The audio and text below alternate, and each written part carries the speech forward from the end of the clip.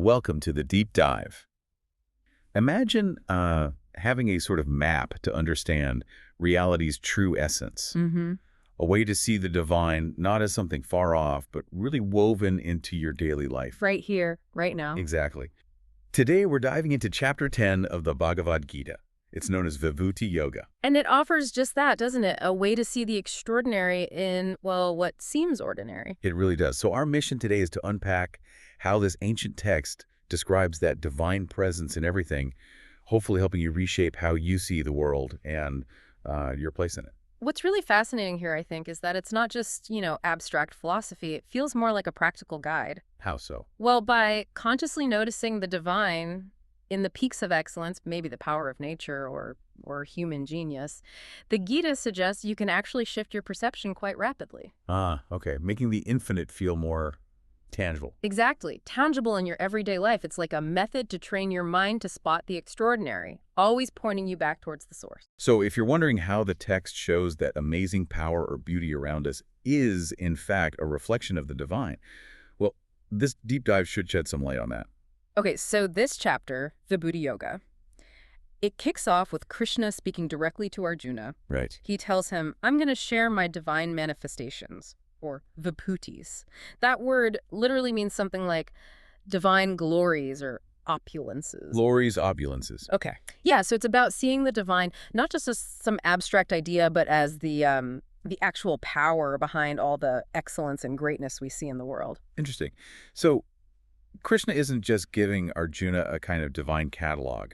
What's the deeper purpose here? Why list these things? How does that help Arjuna understand Krishna better? That's a crucial point. First, Krishna really establishes his fundamental role. He says something like, I am the origin, the beginning, the middle, and the end of all creation. Okay, that's pretty definitive. It absolutely is. It sets the whole stage. He's telling Arjuna and us, really, that every single thing, from its start to its finish, flows from him. Understanding that basic truth is what prepares Arjuna to really get the significance of the vibhutis that come next. It anchors the whole idea of divine omnipresence. That makes sense. It's a powerful foundation. Yeah. So to make this omnipresence really land, Krishna doesn't just talk abstractly, right? He gives concrete examples. Exactly. He anchors this huge idea in the world we know. He gives specific, vivid examples you can almost, picture. Like what? Well, he states clearly, he's present everywhere, in every form. He identifies himself as the actual source of qualities like knowledge, intellect, power, splendor. The core divine qualities. Right. And then he gives these striking examples saying things like, I am the soul, I am the intellect, I am splendor, I am forgiveness, I am equanimity. So it's about recognizing these fundamental, powerful qualities, both in ourselves and out in the world, as divine sparks. Precisely. It's not just philosophy, it's recognition. And it goes beyond just qualities, doesn't it? He points to specific supreme examples in different categories. Yes, and the diversity is quite fascinating. He says he is Narada among the sages. Narada, the celestial traveler, always sharing wisdom. That's the one. And Indra among the gods, embodying leadership, power. He's the Himalayas among mountains. Symbolizing that immense stillness and grandeur. Right. And the Ganga among rivers, purity, life-giving sustenance. Okay. And, interestingly, he even includes Arjuna himself among humans. Really? Why Arjuna? It emphasizes that even a devoted seeker, in their own unique excellence and focus, is a manifestation. It's like Krishna saying, look around. In every peak example, every quality that makes you feel awe, there's a glimpse of me. Wow.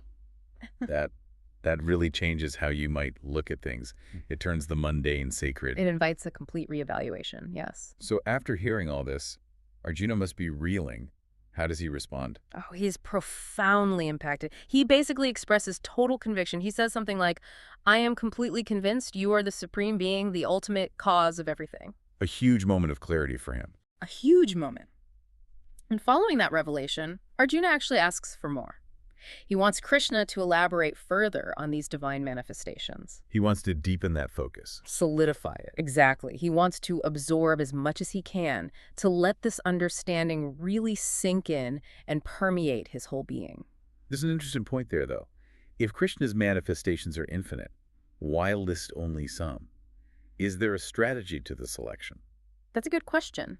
Krishna himself clarifies that yes, His glories are infinite, totally beyond listing completely. Okay. But he lists these key ones specifically to help Arjuna's faith and comprehension, to make it graspable. So the list serves a practical purpose. Absolutely. The core idea, the takeaway, is that any supreme example, anything truly awe-inspiring in the world, a powerful force of nature, a brilliant mind, a courageous act, it serves as a direct reflection, a glimpse of his presence.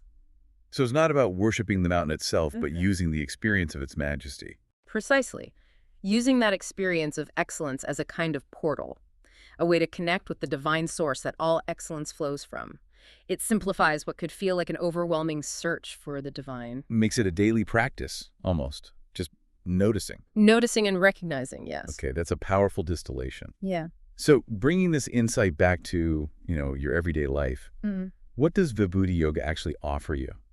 Well, this leads us straight to the ultimate purpose of the chapter. It's not just about knowing about Krishna's greatness. It's really about transforming your perception. Shifting how you see things. Exactly. The text teaches that by consciously seeing this divine reflection in beauty, in power, in goodness, whatever you encounter, your mind naturally starts to fill with, well, devotion and faith. So it's an active practice.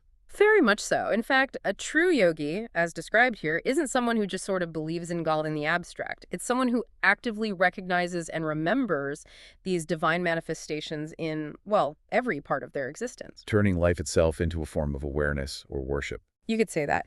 For people familiar with the Gita, this chapter isn't just a list, it's almost a practical meditation technique. It's about training your perception, constantly looking for the underlying source of greatness, moving from just belief to a more embodied spiritual experience. So this deep dive into Vibhuti Yoga, it really offers a potential shift in perspective. It suggests the divine isn't just out there somewhere, but woven right into the fabric of our reality. Absolutely. And if we connect this to the bigger picture, it definitely raises an important question for you, the listener. Which is, how might your daily experience fundamentally change if you actually started to consciously look for these specific glimpses of the divine in the world around you, as described in these sources? that's a powerful thought. What stands out to you most from this whole idea? Finding the infinite within the finite.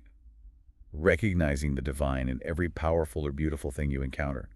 Imagine how just that simple shift in perception could really alter your entire experience of life.